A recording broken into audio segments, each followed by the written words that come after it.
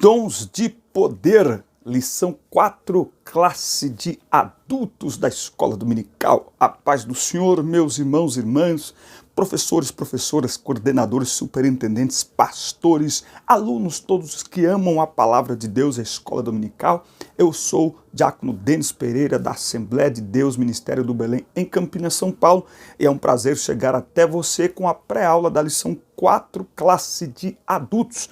Pegue a sua revista, pegue lápis, pegue caneta, bloco de anotações e vamos juntos olhar, analisar esta tão importante lição. Não se esqueça de se inscrever no canal, ativar o sino de notificações, compartilhar o vídeo com seus amigos, com seus alunos e comenta aqui no vídeo como está a situação na sua cidade e na nossa cidade aqui em Campinas. As coisas estão voltando, o culto presencial voltou a este domingo, glórias a Deus. Por isso, vamos então à lição 4, classe de adultos, mas antes, roda a vinheta.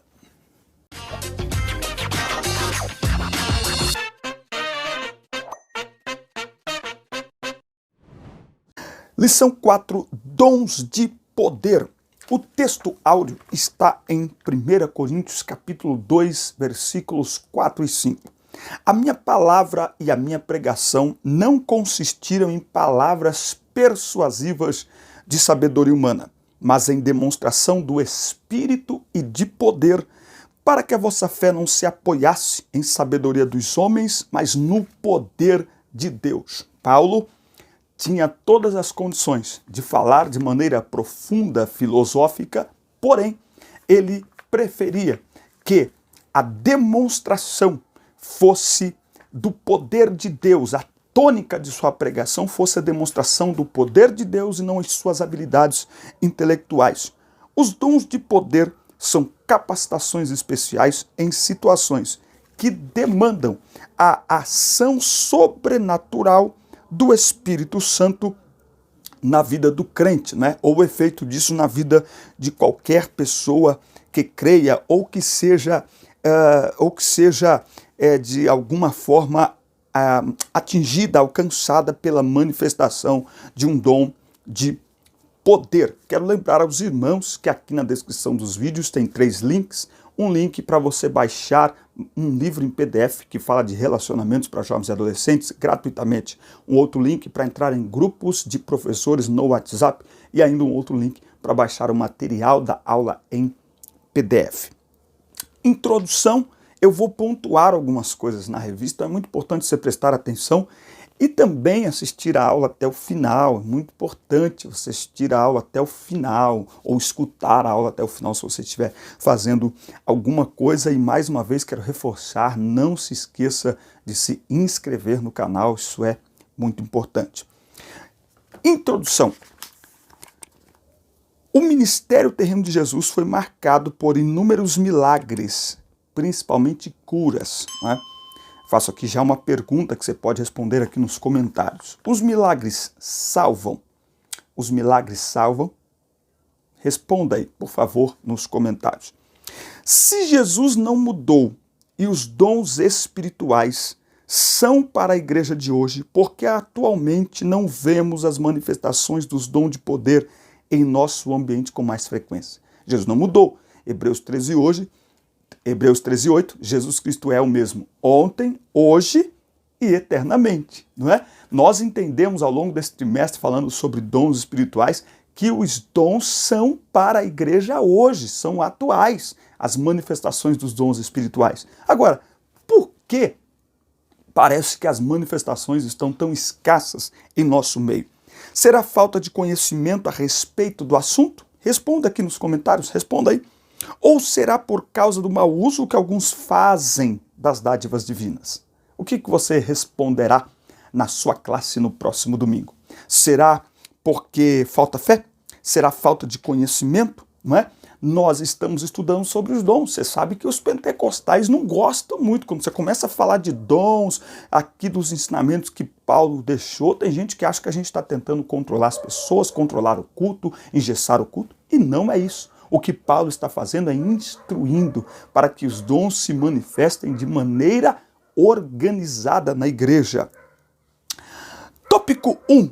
O dom da fé. Então nós vamos aqui ver nos dons de poder, dom da fé, dons de curar e dom de operação de maravilhas. O dom da fé. Esse dom da fé é a fé salvífica? Não, não é não é a fé que salva, não é? Não está falando desta fé, tá certo? É a fé salvífica que nós recebemos por ocasião da nossa conversão, não é? Aquela que vem pela palavra, não é? Por ouvir a palavra de Deus. Também não é a fé como fruto do Espírito, não. O dom da fé é a capacidade que o Espírito Santo concede ao crente para este realizar coisas que transcendem a esfera natural da vida, objetivando sempre a edificação da igreja. Dom sempre é para a edificação da igreja. É para serviço.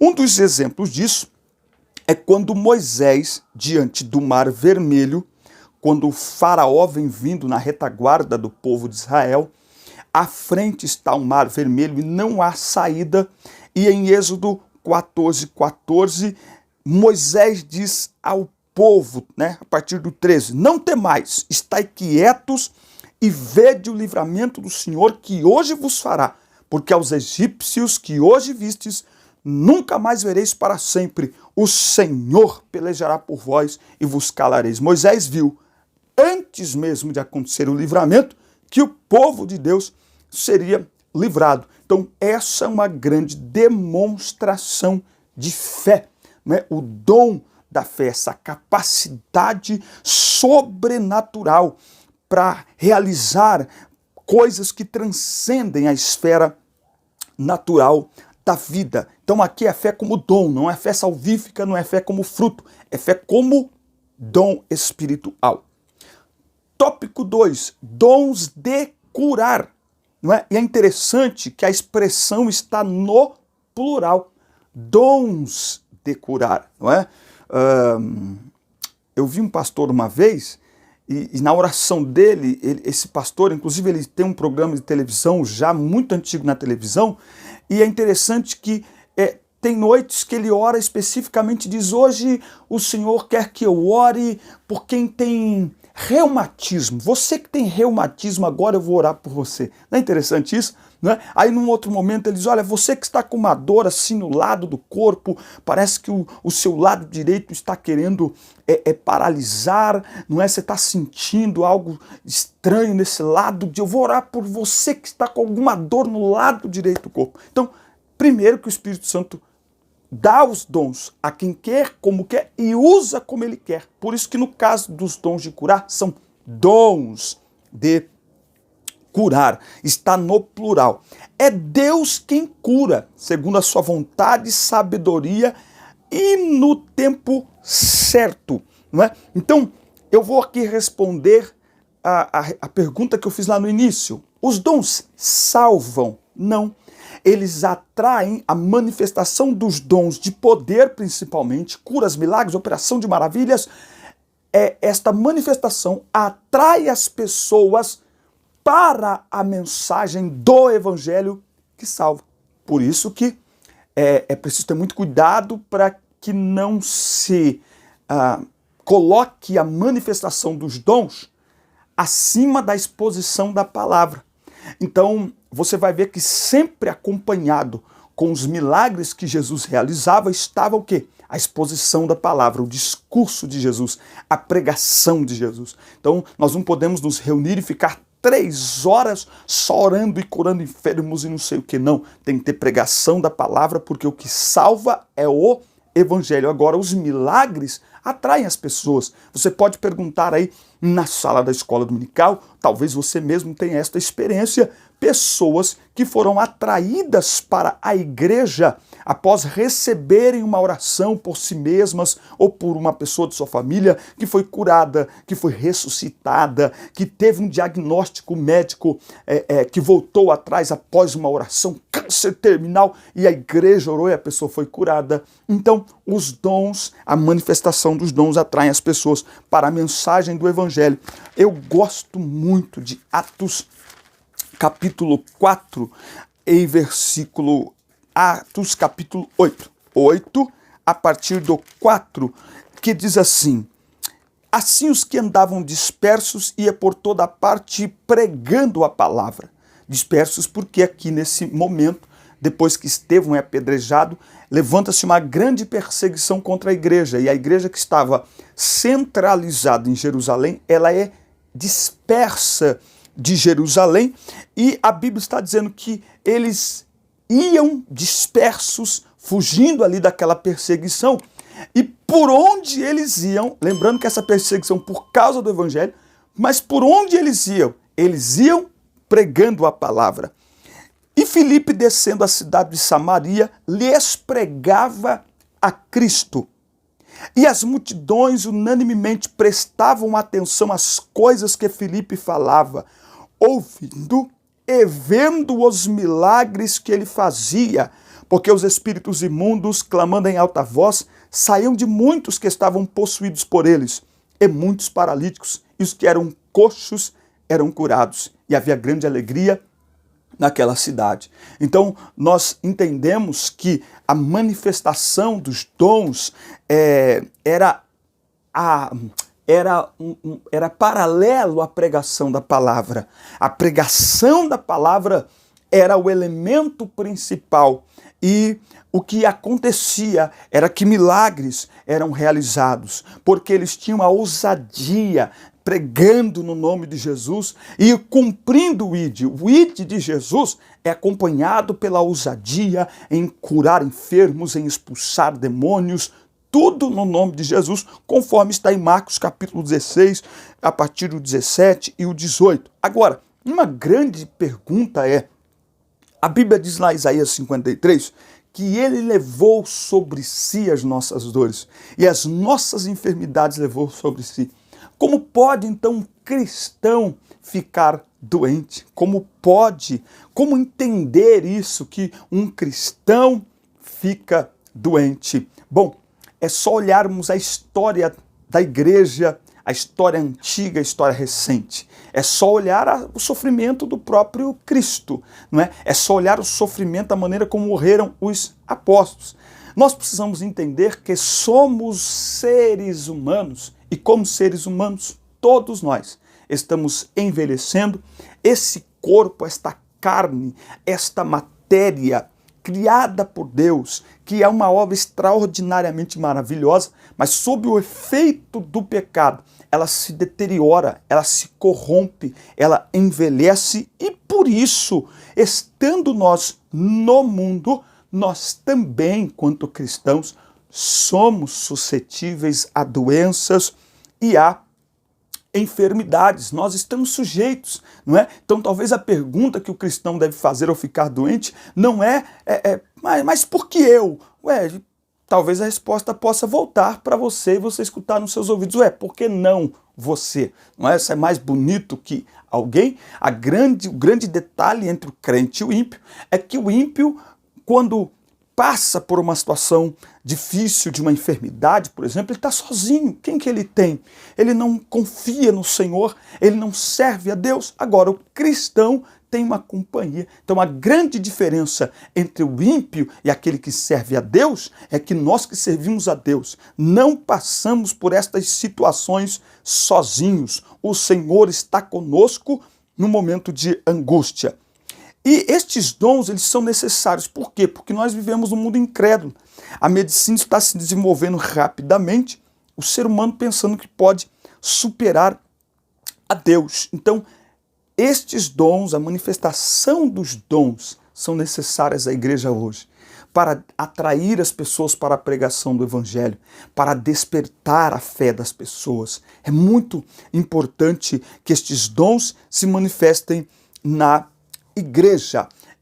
E um dos motivos é para que a humanidade reconheça que Deus tem o poder de curar todas as doenças. Nós precisamos ter cuidado hoje com as redes sociais, porque hoje as coisas são tudo investigadas, não é? E aí você vê às vezes escândalo, porque alguém foi lá e filmou e falou, o pastor disse que aconteceu isso aqui, mas na verdade não aconteceu coisa nenhuma. Não, quando Deus cura, ele cura e pronto, final. Aparece lá o diagnóstico da pessoa, olha, a pessoa estava com câncer terminal já tinha tomado conta do corpo, ela recebe uma oração, ela é curada e a medicina comprova. Tá aqui, ó, tá aqui os laudos, ele não tem mais nada. A medicina, os médicos não podem dizer que foi um milagre, não é? O máximo que eles podem dizer é que aconteceu uma remissão, é como se o corpo tivesse dado uma reconfigurada, como você faz com o celular, voltando ao estado original de fábrica.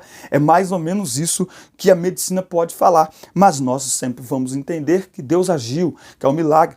Um amigo meu foi diagnosticado há mais de um ano com um derrame no joelho. Ele estava jogando bola, torceu o joelho e deu derrame no joelho. Tinha que fazer uma cirurgia caríssima, e a gente orando por ele, e ele foi fazer agora uns exames, foi chamado para fazer fisioterapia, e aí tem que refazer os exames. E foi refazer os exames, cadê o joelho com derrame? Não tem nada de derrame no joelho, não tem nada, o joelho dele está intacto, vai fazer fisioterapia para voltar a andar normalmente, porque ele ficou muito tempo andando de muleta. Então não tem o problema grave que tinha sido notificado pela medicina. O que é isso? É o poder de Deus em ação, para que os homens, aqueles que querem, obviamente, creiam que Ele é Deus poderoso sobre todas as coisas.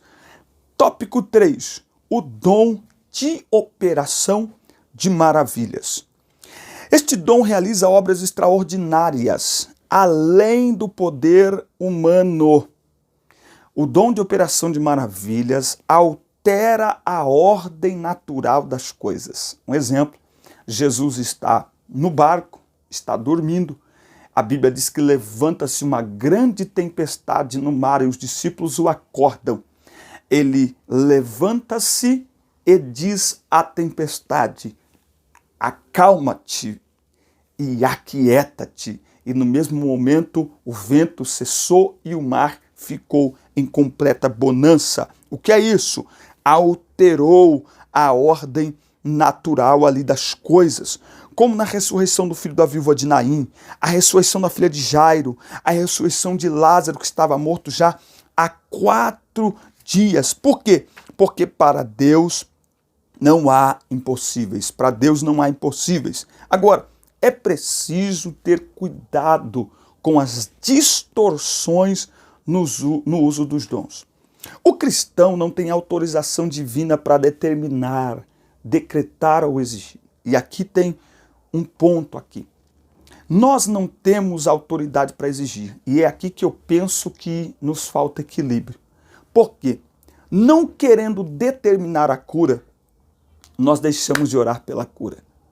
Se você é da Assembleia de Deus há bom tempo, uma das coisas que eu sinto falta hoje é a oração pelos enfermos em todos os cultos, inclusive de forma bíblica, com imposição de mãos e unção com o óleo.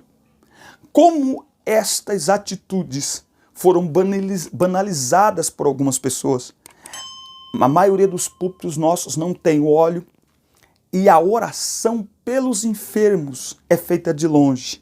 Agora com Covid então, né, irmão? Não. Oração, a Bíblia diz orar com imposição de mãos dos presbíteros e ungir com óleo. Isso são marcas da nossa igreja. Faz parte da nossa identidade. Nós não devemos determinar, é verdade, mas nós também não devemos ser covardes. Nós temos que ser ousados. Eu costumo dizer que tem oração que é melhor não orar. Então vai orar por um enfermo. Senhor, nós estamos aqui na sua presença. Olha, Deus, se o Senhor quiser curar, o Senhor cura. Se o Senhor não quiser, irmão, uma oração dessa é melhor não fazer. A pessoa está morrendo, a pessoa precisa de um milagre. Nós temos que orar com fé, orar com ousadia. Deus vai fazer de acordo com a vontade dele, pronto, acabou. Se eu determinar, não muda nada. E se eu também for covarde, não muda nada. Então é preciso orar com fé, é preciso orar com ousadia. Não é verdade? O filho, quando chega para o pai, ele não diz assim: ô pai, eu queria algo aqui assim, mas assim, se o senhor quiser me dar, o senhor me dá.